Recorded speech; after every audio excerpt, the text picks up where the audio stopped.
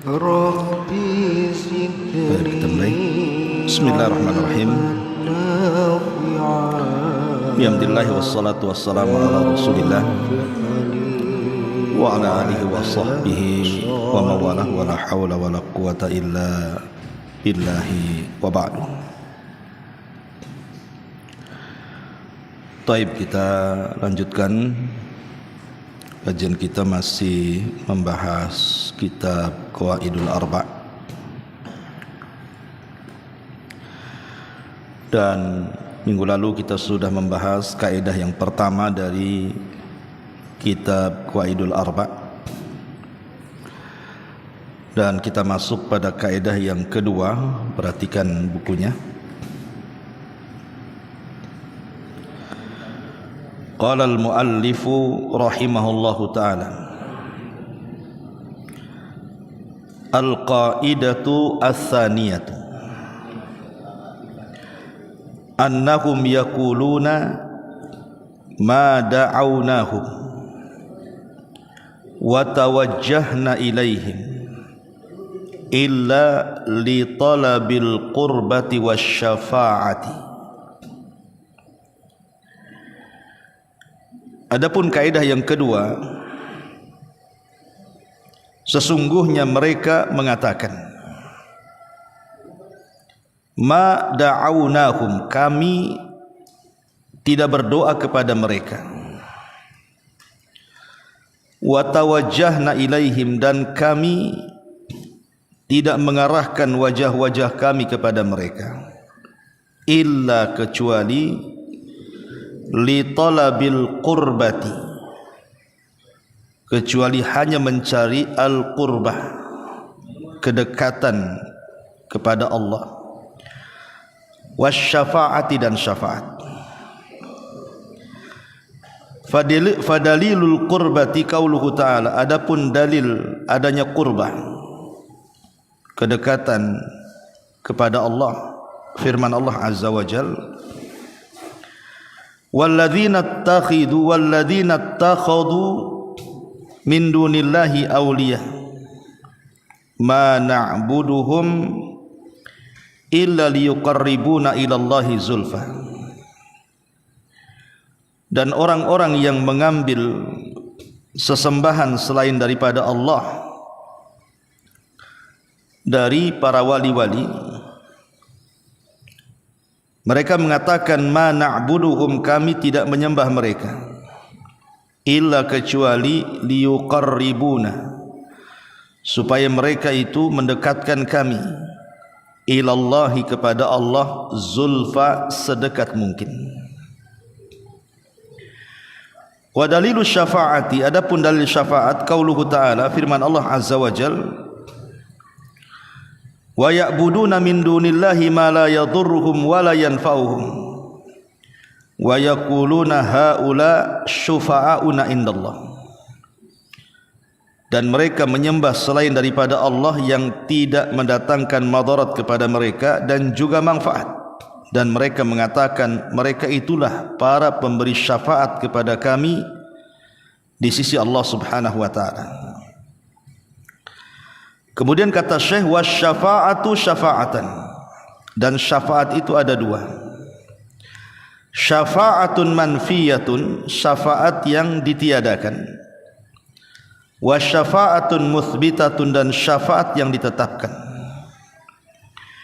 Fasyafa'atul manfiyatu, adapun syafaat yang ditiadakan, maka tutlabu min ghairillah, syafaat yang dicari kepada selain Allah, fi ma la yaqdiru alaihi illallah, terhadap perkara yang tidak sanggup dilakukan kecuali oleh Allah Subhanahu wa ta'ala. Wa dalilu qauluhu ta'ala, adapun dalilnya firman Allah azza wa jalla, ya ayyuhalladzina amanu anfiqu mimma razaqnakum min qabli an ya'tiya yaumun la bai'un fihi wala khullatun wala syafa'ah wal kafiruna humudz zalimun. Wahai orang-orang yang beriman, infakkanlah apa yang kami rizkikan kepada kalian sebelum datang kepada kalian hari yang tidak ada jual beli di dalamnya, tidak ada pertolongan di dalamnya, dan tidak ada syafaat. Dan orang-orang kafir mereka adalah orang-orang zalim. Wasyafa'atul muthbitatu, adapun syafaat yang ditetapkan, hiyallati tutlabu minallah, syafaat yang dicari dari Allah. Wasyafi'u mukarramun bisyafaati, dan orang yang memberikan syafaat dimuliakan dengan syafaatnya.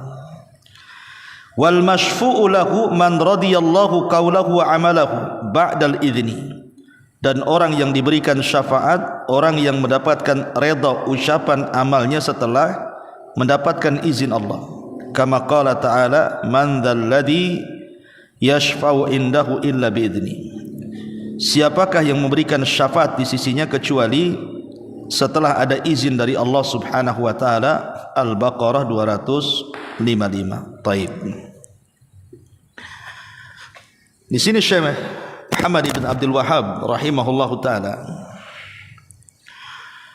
beliau ingin membantah orang-orang yang terjerumus kepada kesyirikan di zamannya. Jadi di zaman Syekh Muhammad bin Abdul Wahhab itu, orang-orang yang mereka datang ke kuburan-kuburan yang dianggap wali, alasannya cuma dua. Orang-orang yang meminta-minta ke kuburan para wali itu alasannya dua. Itu di zaman Syekh dulu.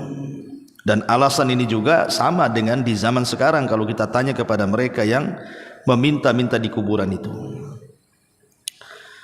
Alasan yang pertama, mereka mengatakan, kalau kita katakan kepada mereka, kenapa engkau datang ke kuburan wali ini, wali itu?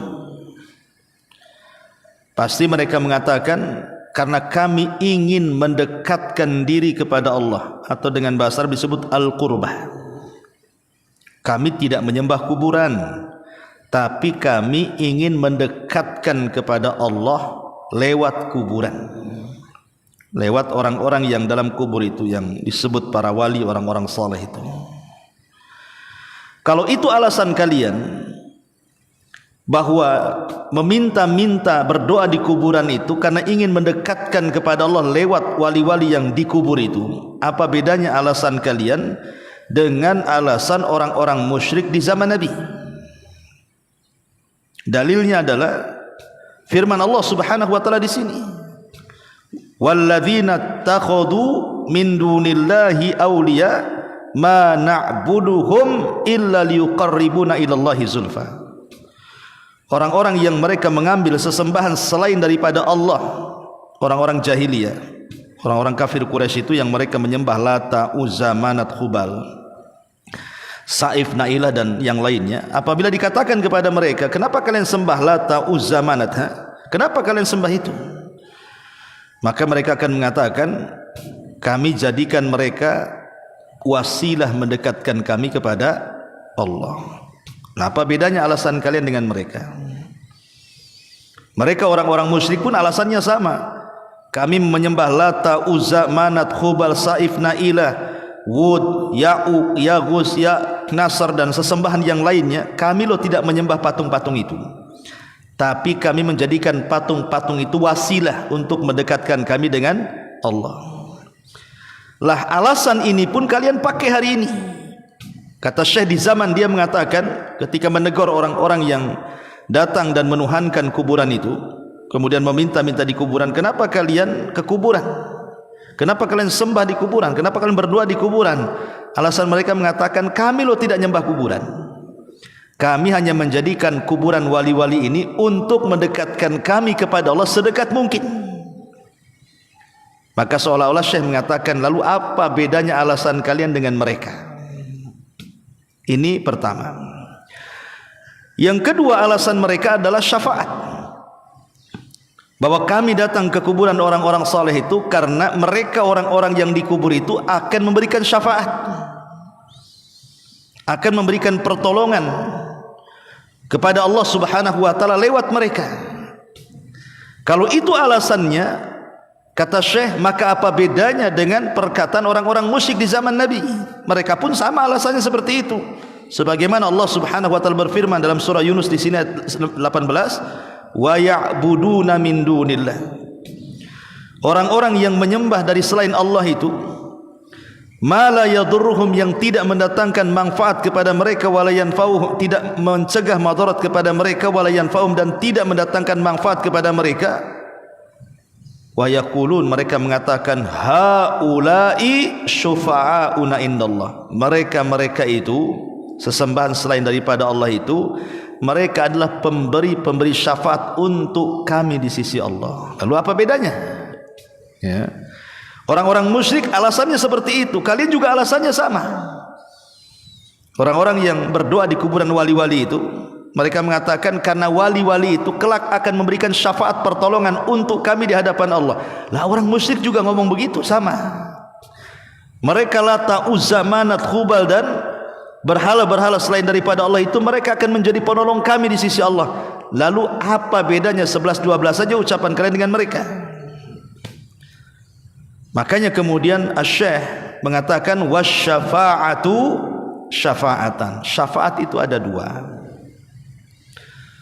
Syafaat manfiyatun, yang memang ditiadakan secara syariat, tidak boleh dilakukan. Wa syafa'atun muthbitatun, dan syafaat yang ditetapkan. Ingat, syafaat ada dua. Syafaat yang boleh, syafaat yang tidak boleh. Syafaat yang ditetapkan dan syafaat yang ditiadakan. Kemudian kata Syekh, fasyafa'atul manfiyatu ma kanat tutlabu min ghairillah. Syafaat yang ditiadakan itu ketika dicari dari selain Allah, fi ma la yaqdiru alaihi illallah, dari apa-apa yang ia tidak sanggup untuk melakukannya kecuali hanya Allah subhanahu wa ta'ala. Sekarang apakah mungkin para wali yang ada di kuburan itu, kalian sangka mereka akan memberikan syafaat kepadamu? Dari mana keyakinan itu datang? Bahwa saya datang ke kuburan wali fulan, wali ini, wali itu, habib, wali habib ini, wali habib itu, kiai ini, kiai itu, dan begitu seterusnya, yang mungkin dianggap orang-orang soleh yang sudah meninggal. Apa menjamin mereka akan memberikan syafaat? Mana jaminannya? Padahal syafaat itu ada syaratnya, ya. Dan syarat orang mendapatkan syafaat itu ada berapa? Ada 3. Kalau orang ingin mendapatkan syafaat, maka syaratnya harus ada 3. Sebagaimana perkataan Syekh di sini. Pertama, harus ada izin dari Allah. Bagi orang yang akan memberikan syafaat, harus diberikan izin dulu. Kalau Allah izinkan engkau berhak memberikan syafaat, maka dia berhak memberikan syafaat. Pertanyaannya, apakah wali-wali yang dianggap wali itu mereka akan mendapatkan izin atau tidak? Kan kita tidak tahu. Kita tidak tahu apa mereka dapat izin atau tidak. Karena syarat utama pemberi syafaat itu harus ada izin. Yang kedua, harus ada redha. Kepada siapa? Kepada yang memberi syafaat dan kepada yang akan diberikan syafaat. Dua-duanya harus dapat redha Allah subhanahu wa ta'ala. Oke, orang yang di kuburan itu mereka dapat izin berikan syafaat. Apakah Allah redha kepada kita akan diberikan syafaat? Karena orang-orang yang meminta-minta ke kuburan itu bisa terjerumus kepada kesyirikan, sementara Allah tidak redha dengan orang-orang yang melakukan kesyirikan. Jadi belum tentu orang yang berikan syafaat dapat izin, sementara orang yang akan diberikan syafaat tidak dapat redha, enggak nyambung. Makanya hadis Abi Hurairah radhiyallahu anhu mengatakan, as'adun nas bi syafaati yaumal qiyamah man qala la ilaha illallah. Manusia yang paling bahagia dengan syafaat kepada hari kiamat, kata Rasul, orang yang mengucapkan la ilaha illallah alias muwahhid, para ahli tauhid. Itulah orang-orang yang diridhai. Baik yang mendapatkan syafaat harus mentauhidkan Allah, baik yang memberikan syafaat harus mentauhidkan Allah, dan tambahan bagi yang memberikan syafaat harus ada izin dari Allah subhanahu wa ta'ala. Itu syarat syafaat. Ma'ruf dalam hadis yang panjang sekali, ketika Allah subhanahu wa ta'ala kumpulkan manusia di padang mahsyar, dari orang yang pertama sampai yang terakhir, dari sejak zaman Adam sampai yang terakhir mati itu dikumpulkan di padang mahsyar. Maka manusia pun mereka menanti-nanti keputusan Allah Subhanahu wa taala. Dalam kondisi susah, matahari didekatkan 1 mil di atas kepala, kemudian keringat dicucurkan, dan kondisi mereka berdiri. Dan mereka tidak makan, tidak minum, tidak beralaskan kaki, tidak menggunakan pakaian. Yuhsyarun nas hufatan uratan ghurlan, kata Rasul. Dibangkitkan dalam posisi tidak pakai sandal, tidak pakai baju, bahkan tidak dikhitan kembali ketika seperti dia lahir. Jadi mulailah kemudian manusia-manusia ini, mereka mendatangi Nabi Adam alaihi salatu wassalam dan mengatakan, ya Adam, bukankah engkau abul bashar, bapak bagi kami manusia? Kemudian mereka mengatakan, isfa' lana ila rabbik ala tara ila ma nahnu fi. Wahai Adam, mintalah syafaat kepada Rabbmu, tidakkah kau iba melihat kami dalam kondisi susah ini? Tapi Adam alaihi salatu wassalam menolak dan mengatakan, nafsi nafsi idhab ila ghairi. Uruslah diri kalian, uruslah diri kalian, carilah manusia selainku. Akhirnya kemudian manusia pun ketika melihat Adam tidak mampu memberikan syafaat, mereka datang kepada Nuh alaihi salam. Maka jawaban Nuh juga sama, mengatakan, nafsi idhabu ila ghairi. Uruslah diri kalian, uruslah diri kalian, carilah orang lain selainku. Akhirnya manusia pun datang kepada Nabi Ibrahim dan mengatakan, ya Ibrahim, anta khalilur rahman, engkau ini kekasih Allah. Ala tara ila ma nahnu fi, tidakkah kau lihat kondisi kami, tidakkah kau iba kondisi kami? Isfa' lana ila rabbik, mintalah syafaat kepada Rabbmu. Tapi Ibrahim juga sama mengatakan, nafsi idhabu ila ghairi. Urus diri kalian, carilah selainku. Akhirnya mereka datang kepada Nabi Musa. Maka Musa pun sama, tidak mampu memberikan syafaat. Akhirnya mereka datang kepada Isa. Semua ulul azmi, ya. Tapi Isa mengatakan, nafsi, urus diri kalian. Idhab ila Muhammad wa qad ghafarallahu ma taqaddama min dhanbi wa ma ta'akhkhar. Kalau begitu kalian pergilah cari namanya Muhammad, Nabi kita sallallahu alaihi wasallam, karena dia sudah diampuni dosanya yang telah, yang sedang, dan yang akan datang. Cari dia. Akhirnya manusia pun datang kepada Nabi sallallahu alaihi wasallam. Setelah sampai di hadapan Nabi sallallahu alaihi wasallam mengatakan, ya Muhammad, isfa' lana ila rabbik ala tara ila ma nahnu fi. Wahai Muhammad, engkau adalah akhir daripada utusan, mintalah syafaat kepada Rabbmu, tidakkah kau iba melihat kondisi kami? Maka Nabi sallallahu alaihi wasallam mengatakan, ana laha, akan kucoba. Maka Nabi sallallahu alaihi wasallam kemudian pergi menghadap Rabbnya persis di bawah arsy-Nya.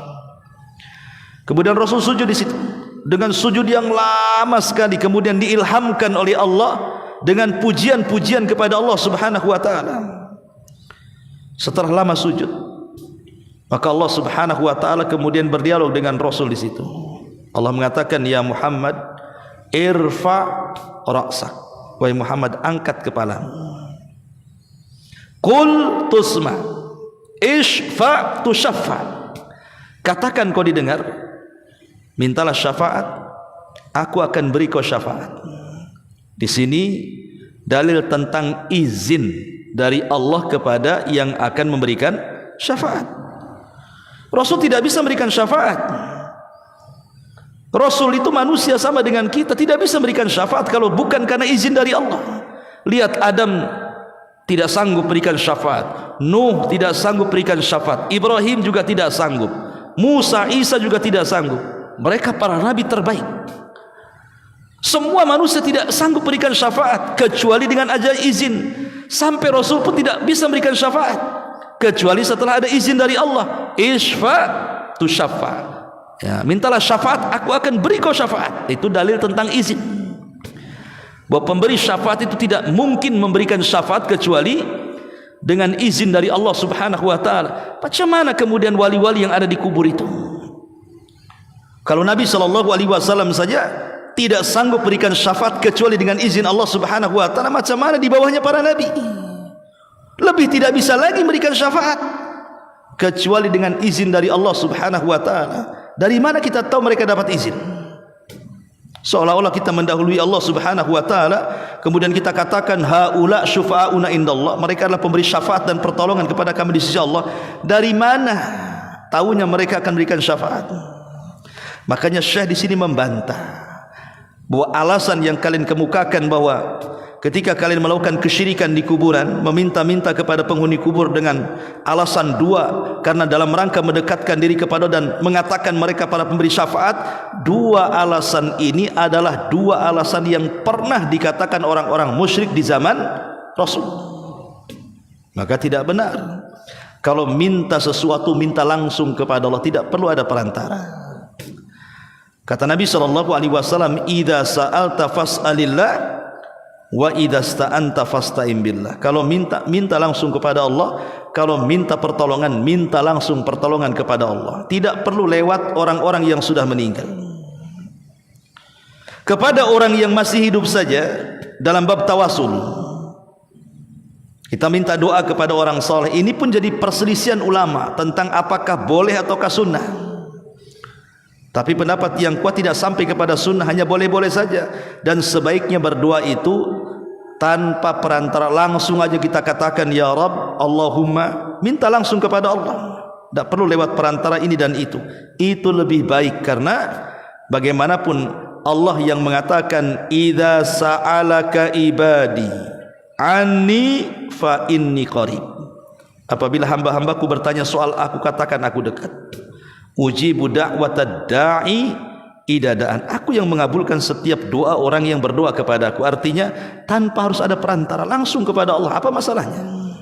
Itulah orang-orang yang mentauhidkan Allah Subhanahu wa ta'ala. Karena dalam hadis syafaat ini menunjukkan apa? Rasul saja meminta izin dari Allah untuk memberikan syafaat. Bisa saja Allah tidak kasih izin kan?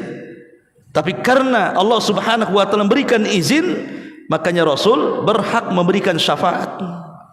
Syafaatul uzma, syafaat besar yang tidak bisa dilakukan siapapun oleh para nabi. Inilah makna doa dalam setiap kita mendengar azan. Allahumma rabb hadhihi da'wati tammah was salatil qa'imah ati Muhammadanil wasilata wal fadilah wab'athu maqamam mahmudanil ladzi wa'adta innaka la tukhliful mi'ad.